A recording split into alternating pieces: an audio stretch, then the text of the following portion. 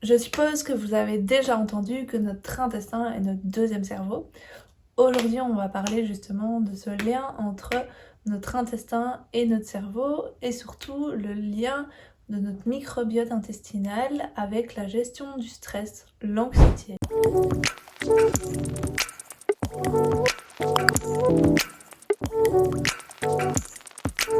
Moi, c'est Isaline, je suis diététicienne et je suis spécialisée dans la perte de poids et le bien-être.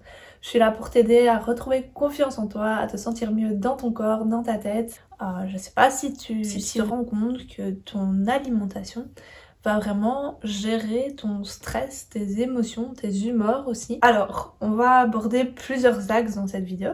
D'abord, le lien entre l'intestin et le cerveau, le rôle du microbiote intestinal sur ton humeur, les signes d'un microbiote déséquilibré pour t'aider à repérer ces signes, et surtout comment prendre soin de ton intestin, de ta flore intestinale et comment bien la nourrir. Alors, partie 1, l'intestin, notre deuxième cerveau. On va parler de ça dès maintenant. Savais-tu que ton intestin est composé de plus de 2 millions de neurones, donc c'est-à-dire qu'il est très sensible, c'est presque autant que dans un cerveau d'un animal, d'un petit chien ou d'un... L'intestin communique en permanence avec notre cerveau, il y a vraiment un axe intestin-cerveau très direct et ça va vraiment influencer tes hormones, ton stress, ton humeur. L'intestin ne fait pas que digérer des aliments, mais c'est aussi une usine de production d'hormones comme la sérotonine et le GABA. La sérotonine est une hormone pour t'apaiser, te calmer. 81% est produit au niveau de ton intestin, donc c'est hyper important. Il produit aussi de la dopamine et du GABA.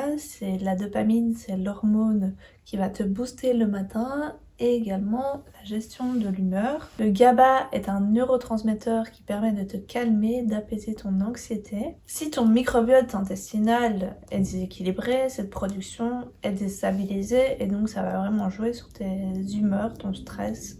L'axe intestin-cerveau, comme je te dis, c'est vraiment un lien direct, et il y a un lien direct entre les deux, que ça soit du côté de l'alimentation qui va impacter ton cerveau, mais du cerveau qui va impacter ton alimentation. Je m'explique. Par exemple, si tu manges quelque chose de plus sucré, si tu as une alimentation déséquilibrée, ça va pas bien nourrir ta flore intestinale, ce qui risque d'impacter vraiment ton cerveau, tes hormones.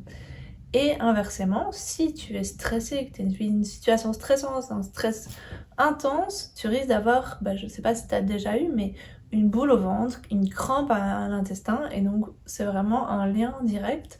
Les deux agissent vraiment simultanément. Et donc c'est un petit peu un cercle vicieux. Si t'es plutôt stressé, mais que t'as une alimentation déséquilibrée qui amplifie ça, tout va vraiment tourner. Pourquoi le stress va te donner par exemple cette crampe à l'intestin? Le stress va te donner un signal d'alerte au cerveau, au système nerveux qui a un problème, ce qui va engendrer des crampes, des spasmes au niveau de ton intestin. Et donc tu peux ressentir un nœud au niveau de l'estomac. Par conséquent, l'intestin n'est pas que là pour t'aider à digérer, mais il est là aussi pour t'aider à réguler tes hormones. Alors, partie 2, le microbiote, le rôle sur ton humeur. Le microbiote, c'est ta flore intestinale, donc c'est les petites bactéries vivantes qu'il y a dans ton intestin. Il y a plus de 100 000 milliards de bactéries vivantes dans ton intestin, donc c'est hyper important d'en prendre soin. Donc, comme je l'ai dit, ça influence la sérotonine, la dopamine, le GABA. Si ton microbiote est déstabilisé, tu vas avoir plus de stress, plus d'anxiété, également moins de motivation, moins de plaisir. Ce déséquilibre intestinal s'appelle la dysbiose intestinale, c'est-à-dire qu'il y a vraiment un mauvais équilibre entre tes bonnes bactéries et tes mauvaises bactéries. Il y a plus de mauvaises bactéries dans ton intestin et donc ton intestin est affaibli. Il sait pas se défendre correctement et aussi il sait pas produire ses hormones de manière suffisante. Qu'est-ce qui peut provoquer cette dysbiose? C'est vraiment une alimentation déséquilibrée, trop sucrée, trop de fast-food, trop de sucre, un excès au niveau des additifs alimentaires, tu prends trop d'édulcorants aussi, le manque de fibres alimentaires, le manque de probiotiques naturels, un stress chronique et intense qui va provoquer une inflammation au niveau de ton intestin, et alors une prise de certains médicaments ou d'antibiotiques qui vont détruire ta flore. Du coup, il y a un brouillard mental, il y a des dérèglements hormonaux, et tu risques d'avoir aussi plus d'inflammation au niveau de ton intestin. Je te mets en dessous dans la description des études qui prouvent ce déséquilibre intestinal pour que tu en saches un peu plus, dont notamment une étude qui a été faite sur des personnes qui souffrent d'anxiété et de dépression et qui ont justement un microbiote déséquilibré. Alors un microbiote déséquilibré, c'est comme un jardin pas bien entretenu avec plein de ronces, c'est vraiment le brouillard, il se passe pas grand chose de positif là-dedans. Et je vais te dire maintenant les signes de ce microbiote déséquilibré. Alors, tu peux avoir des troubles digestifs, que ça soit de la constipation, de la diarrhée, des problèmes de reflux, des ballonnements, voire une alternance entre diarrhée, constipation, ballonnement, une fermentation. Donc vraiment, il y a un déséquilibre à chaque fois que tu manges ou plusieurs fois par semaine où tu n'arrives pas à aller aux toilettes. Enfin, il y a vraiment des troubles au niveau intestinal. Des fringales inexpliquées, surtout vers le sucre. Tu as tendance à te ruer régulièrement vers le sucre, à avoir cette envie. Certaines bactéries pathogènes de ton intestin ont une appétence pour le sucre et donc tu auras tendance à vouloir aller chercher ce sucre pour les nourrir.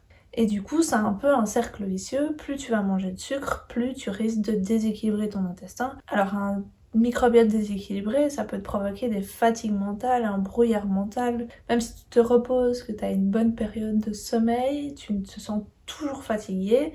Donc il y a vraiment un déséquilibre au niveau de tes hormones. Au niveau de ton déséquilibre, au niveau de ton microbiote, ça va impacter l'absorption de tes vitamines, minéraux, les absorptions et l'efficacité de ton intestin, parce que du coup ton intestin va être plus poreux.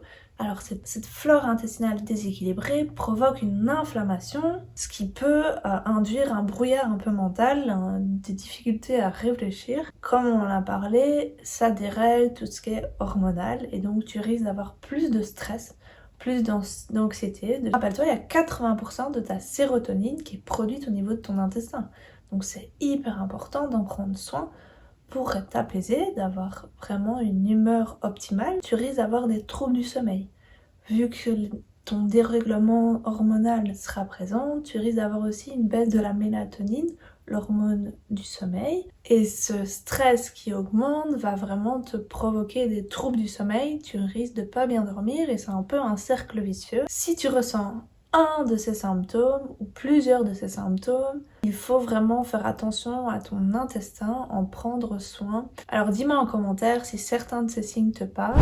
Dernière partie, comment prendre soin de ton intestin, comment le nourrir de manière optimale et le rebooster. C'est favoriser les sources de prébiotiques. Les prébiotiques, c'est les fibres. Principalement, on les retrouve dans les légumes et dans les sources de féculents.